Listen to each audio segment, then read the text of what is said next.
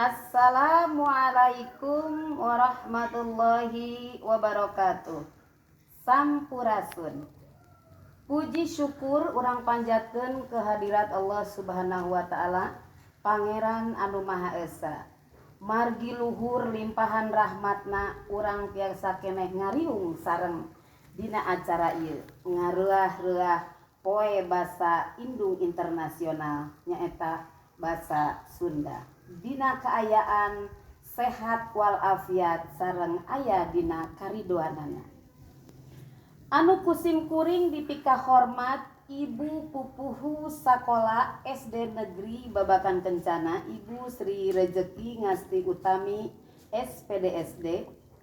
Bapak sareng Ibu Guru anu kusim kuring dipika hormat barudak siswa-siswi SDN Babakan Kencana di kelas hiji dugi ke kelas genep.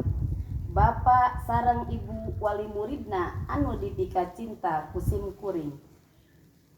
Alhamdulillah dina enjing ieu urang tiasa ngariung di ieu tempat dina randana raraga uar pangajak kanggo ngareuah-reuah poe basa indung internasional SDN Babakan Kencana dinten Senin kaping 21 Februari tahun 2022. Bapak Ibu Guru barudak sadayana anu baragja sareng anu dimulyakeun ku Allah Subhanahu wa taala.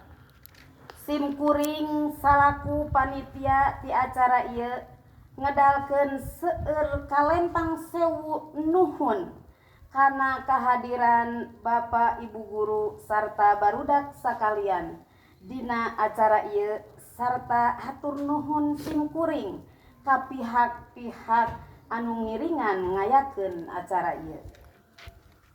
Bapak Ibu Guru barudak sadayana anu kusim kuring dipika cinta, tujuan acara ieu nyaeta ngiring nembongkeun tarekah enggoning ngamumule sareng ngahirup huripkeun basa Sunda minangka basa indung urang.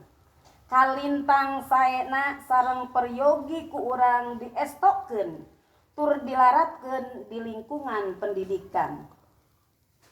Bapak Ibu Guru barudak sadayana anu dipika bangga ku sim kuring, harapan sim kuring kalawan diayakeun acara ieu teh beuki nambahan rasa tresna urang kalemah cai urang yaktos Indonesia sarta minangkana pikeun silaturahim urang salaku warga sakola SDN Babakan Kencana sarta pihak-pihak sanes anu kalibat. Muga-muga kasadayana urang tiasa ngestokeun tur dilaratkeun di lingkungan pendidikan. Bapak Ibu Guru barudak sadayana hayu urang sami-sami ngadukung acara ngareuah-reuah poe basa indung internasional nyaeta basa Sunda di urang mah sa-Jawa Barat. Akhir sanggem ti sim kuring hapunten lamun luhur panyambutan ieu aya kakurangan sarta aya kalepatan.